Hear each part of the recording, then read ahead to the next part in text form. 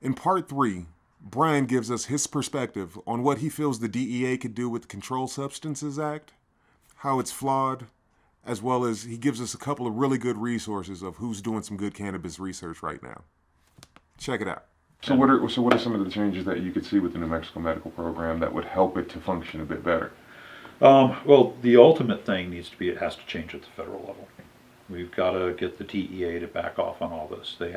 There's no place for law enforcement in medical care. I hear you. The Controlled Substances Act was designed very specifically to keep physicians from using their prescribing privileges to contribute to what we consider drug abuse. So they're not able to just be prescription mills and write huge amounts of opiates that people don't need and So I guess become a high-priced drug dealer, basically. In a way, I guess the Controlled Substances Act actually has some merit. It's helping to protect people in certain ways, but with cannabis remaining as a Schedule I, it's really helping to keep people in danger as well. Oh yeah. Yeah. And the Controlled Substances Act, just the way it's set up, is flawed to begin with. Yeah. Something that's in a Schedule I classification, because you can't do the research and you can't study it, especially with the restrictions DEA's put on cannabis specifically. Right.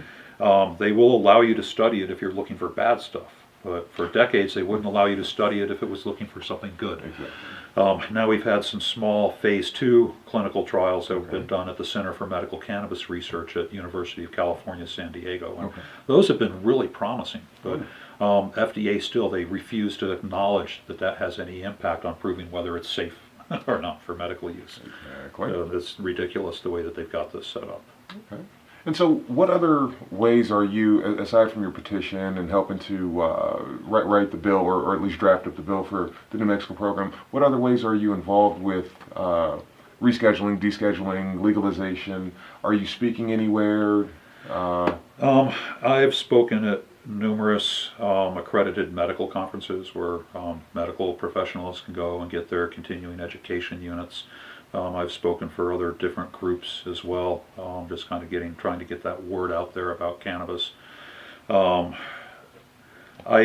am affiliated with groups like Patients Out of Time and the American Cannabis Nurses Association. I've done work with them to try to get things changed. Right. So. Yeah.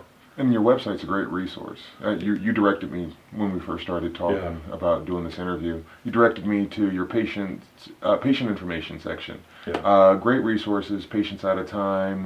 What's the doctor's name the one who initially started? Oh, Raphael Mechoulam. Mechoulam. The Israeli scientist who first isolated THC, synthesized it.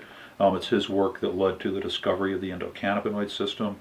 He's got some of the top experts in the world working with him at phytecs.com, and it's PHYTECS. Stands for phyto, like plant-based, and ECS, endocannabinoid system. But this group, they have done a phenomenal job of taking a look at the research, much of which they've done themselves, and describing what the endocannabinoid system is and how important it is for just general human function, and then describing things that interact with the endocannabinoid system and things we can do to help support that function.